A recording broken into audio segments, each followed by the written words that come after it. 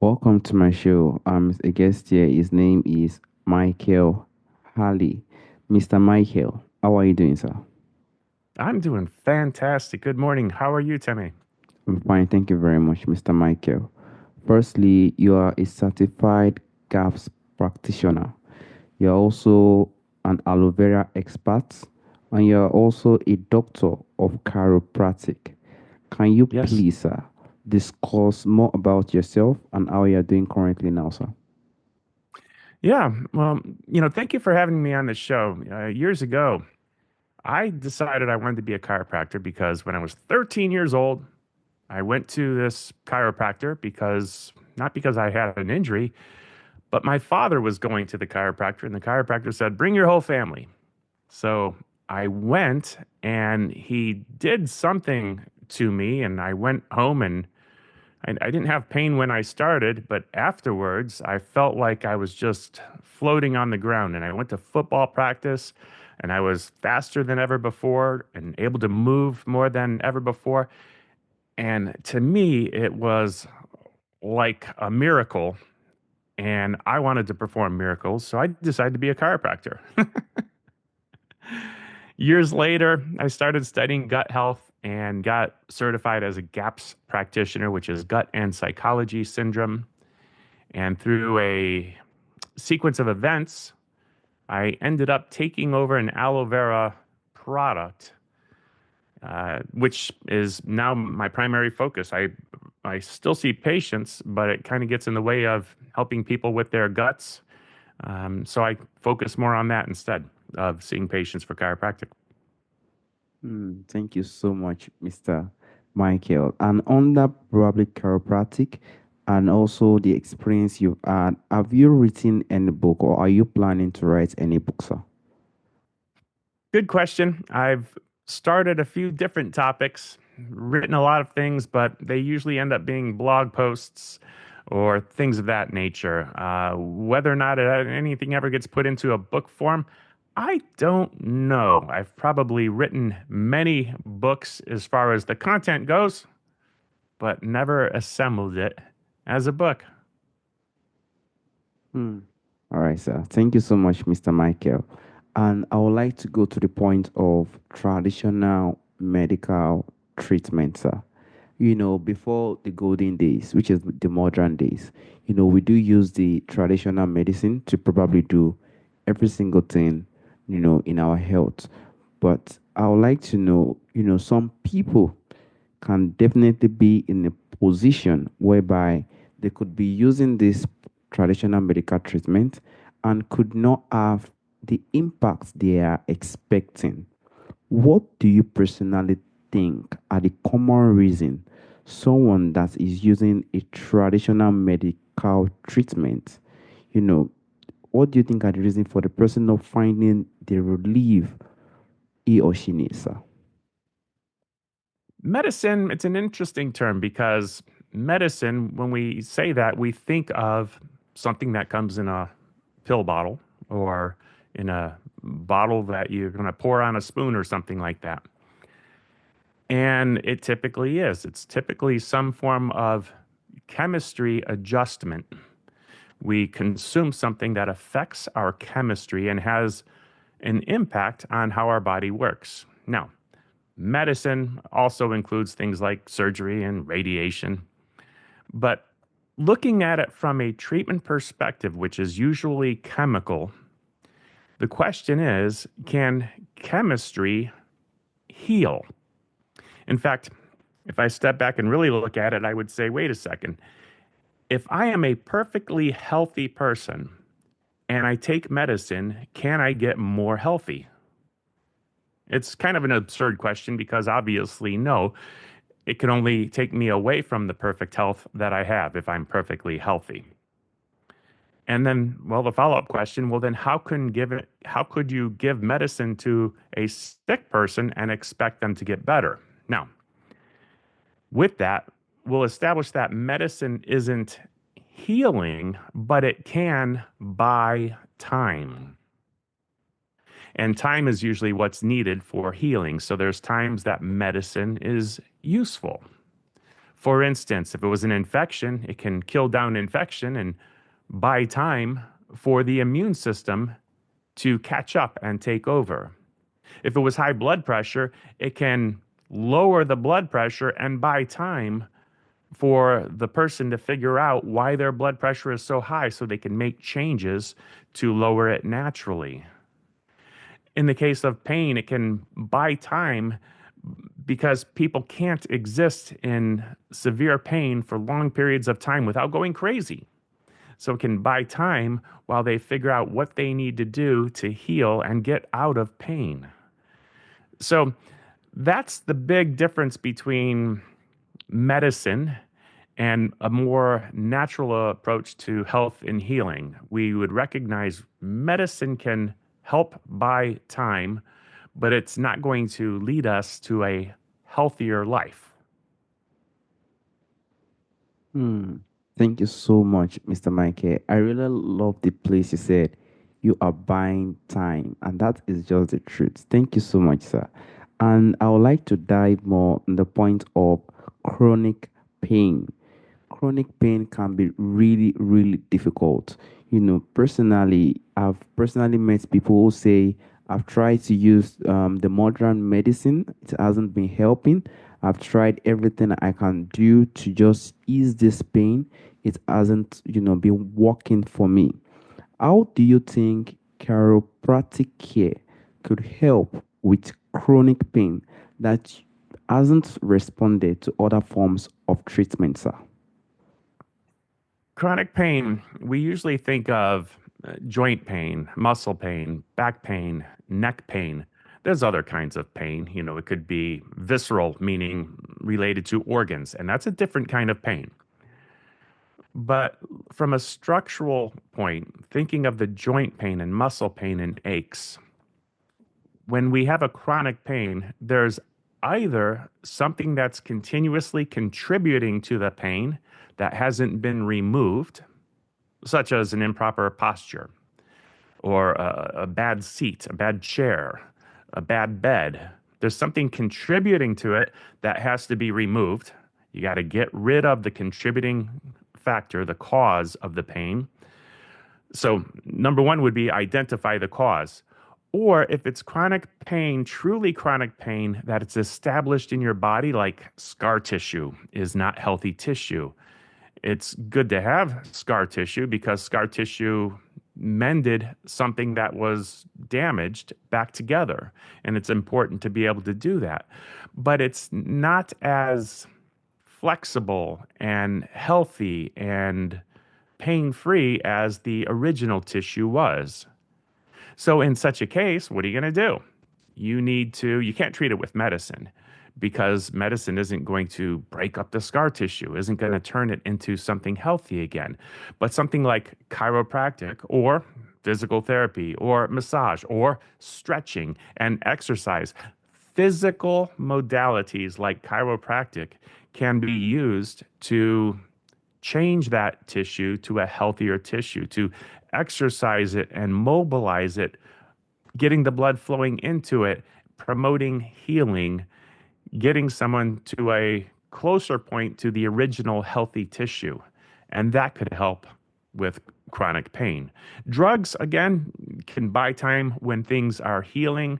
But in the case of a chronic pain, chronic is saying this pain is established and it's not going anywhere. So all you would be doing is covering it with drugs forever. Thank you so much, Mr. Michael.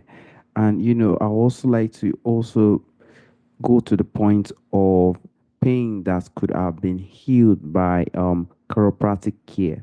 I want to use, okay, let me use myself as an instance.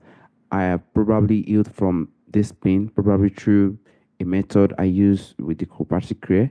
And I do not want this situation to come back again. I do not want to go back to this point of pain, to this point that I was seriously ill. How do you think chiropractic care also help with preventive measures to avoid future pain or illness, sir? Yeah, and they're two separate things, sort of. We have pain But we also are talking about illness. And illness could be something like a weak immune system that allows infections, or illness we might consider even food poisoning an illness, a temporary illness, or getting the flu. So focusing on illness from a like immune perspective, let's consider the immune system because the immune system is our first line of defense against illness. Now, does chiropractic alone help the immune system? Um, it's not, chiropractic is not a cure. Chiropractic is something that helps someone get their body working more like it's supposed to. It's something that helps people get rid of physical stored stress in their body.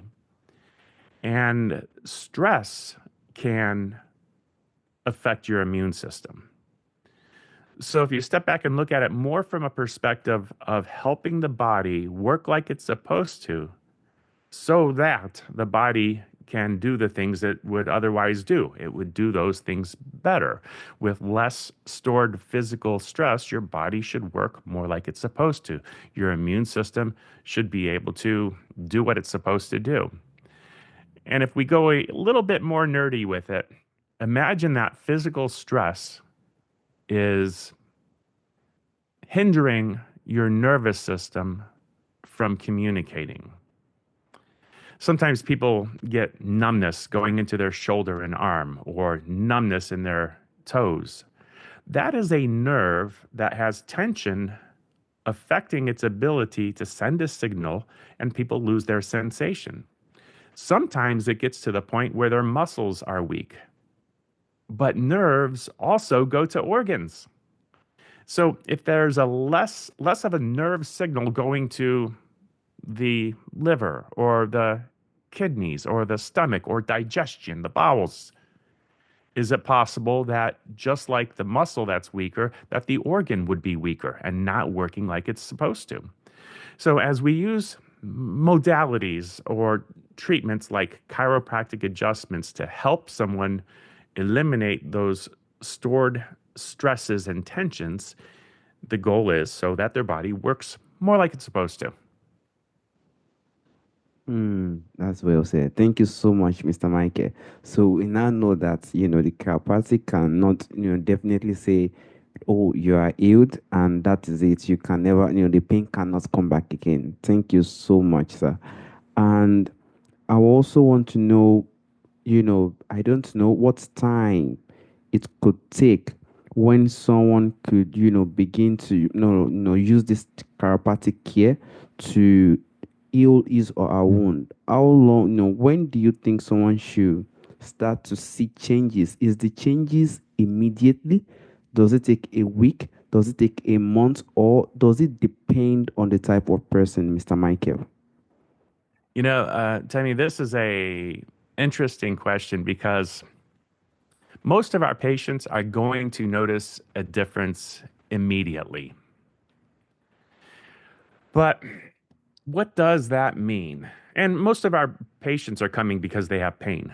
Most people will notice less pain immediately first visit. That's not always the case. Some people will actually leave with more pain. Some people experience the change, meaning the chiropractor's job isn't to have the person leave the same way they came unless they were perfect. If they arrived perfect, then they should leave perfect.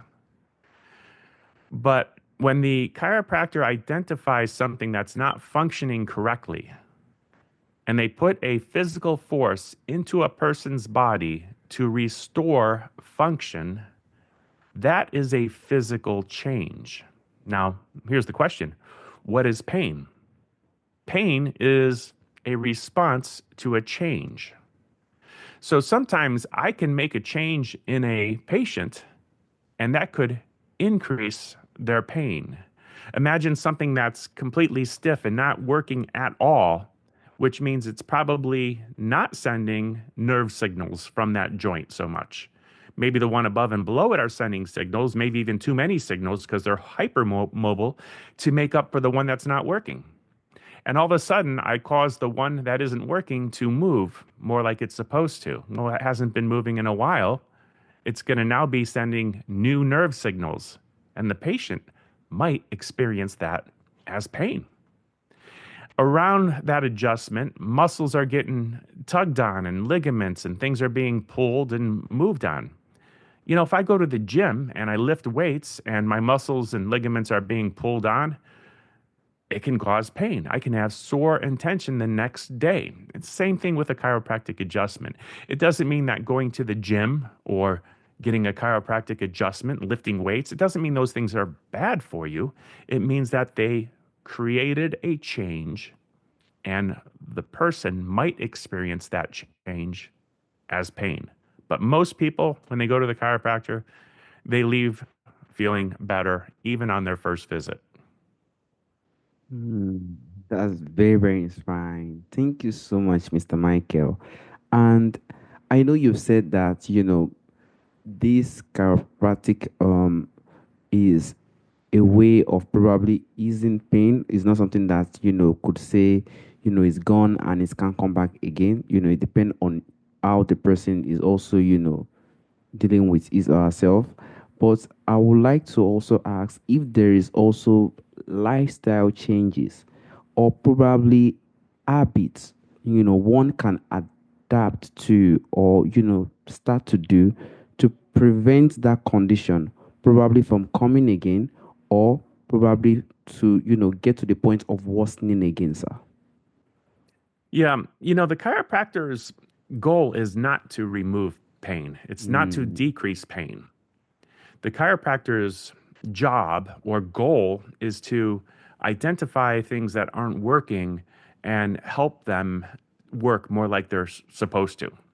If I find a joint that isn't working properly, my goal is to help you get that joint working more like it's supposed to. And that usually re- requires a sort of thrust or force into a direction of better mobility, better alignment, and improved function. That might actually cause pain. So, our goal is not to decrease pain, it's to improve function. Now, with that said, what would I expect from my patient? I would expect them to comply with my instructions, which might include things like icing to decrease inflammation, because even the adjustment could cause increased inflammation. It'll likely include a range of motion exercise, which will help pump inflammation out of the area and help maintain that improved function while breaking down scar tissue. So things like, ice and exercise and getting rest and eating a good diet too, because some diets are inflammatory and can make things worse. So, yes, there's lots of lifestyle things that we would do to help you rehabilitate that joint that was corrected, or maybe the correction's just beginning. Maybe we only did a partial correction, but we would give you advice to, do these things to help continue the healing process, the improvement, the rehabilitation of that joint that we just put a force into to restore motion and alignment and function. thank you so much, Mr. Michael. And now we know that chiropractic is something that could probably, fix things, fix the body to come back functioning again. It doesn't remove it completely. It's something that fix what, what could be causing that actual, situation. Thank you so much, Mr. Michael. And lastly, Mr. Michael, there's a question I normally ask her from the ancestors, from the forefathers. There are a lot of things that do exist during our ancestral time that is missing in our time today. If there is anyone or anything you would like to bring back to our time today, what do you think that thing will be, sir? Real food. I mean, you really don't need to say anything other than that, real food. But Hmm. I'll give a little bit more on that. The food has changed. Our ancestors did not pasteurize milk and add chemicals to, food. They didn't wrap their food in plastic. They didn't grow things with pesticides, herbicides, and fungicides. It was a chemical free life. We invented chemicals relatively recently. Now, I shouldn't really say that because even water technically is a chemical. So, chemicals have always been around. And when you ferment grape juice to make wine, you're making ethanol, and that's the alcohol that gets people intoxicated.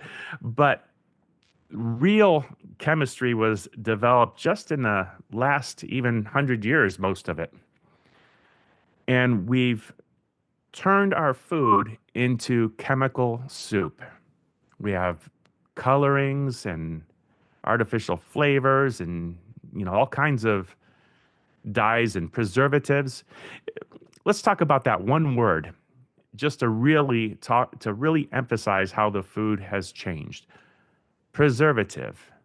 And Temitope, I'm going to ask you, what is a preservative? I'm putting you on the spot here for a reason. Don't feel bad that you're going to get the wrong answer. You're going to, because 100% of the people do. Okay? It's expected. Okay. What is a preservative? A preservative to me is something that preserve the food from not getting damaged, in my own idea, sir. And that's exactly what I expected you to say. And that's what everyone would say. Something along Hmm. the lines, it's there to make the food last longer. Hmm. But how does it do that? It does that by putting in a chemical that kills.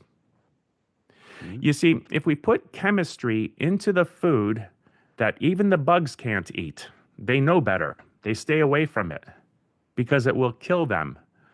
It kills bacteria. If you put bacteria in the food, the bacteria dies. It cannot live.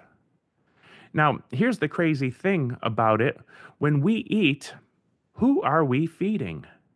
We aren't feeding ourselves. We kind of think we are. But the reality is, when you put food in your mouth and you chew it and you swallow it, you're kind of initiating the digestion process and you're chewing up the enzymes out of the food into it. You're releasing them so that they can start digesting the food. It goes into our stomach and kind of gets an acid wash and then goes into our small intestine and works its way through the large intestine, eventually out our body. But when it gets in those intestines, the bacteria, our microbiome, go to work on processing the food even more, breaking it down and releasing vitamins and nutrients from the food so our body can use it. We need that microbiome to do its job. And just millions and billions and trillions and gazillions of bacteria and fungus and probably worms and all kinds of living creatures in our gut. In fact, there's more of them than they are of us. There's more bacteria cells than there are human cells in your body. Those bacteria cells, we rely on them. Now, this is kind of strange, kind of weird.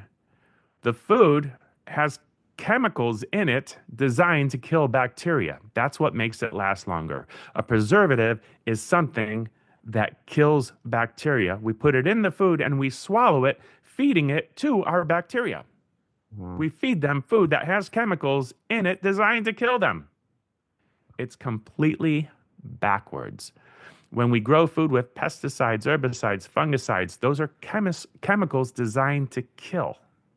And they end up in the food, and then we add more preservatives, more chemicals, swallow it, feeding our microbiomes something that's designed to kill them. And that could be definitely the reason why we have more obese people. Probably the reason why people don't usually live longer anymore. We can never compare those time, the people who live those time and the people who are living now. It's totally different. I want to sincerely thank you for this, and we also definitely hope that the food industry is going to improve on this in the coming future. Thank you for your time and the opportunity, Mr. Michael. Thank you, sir. Thank you. All right, sir. Bye bye. Bye bye.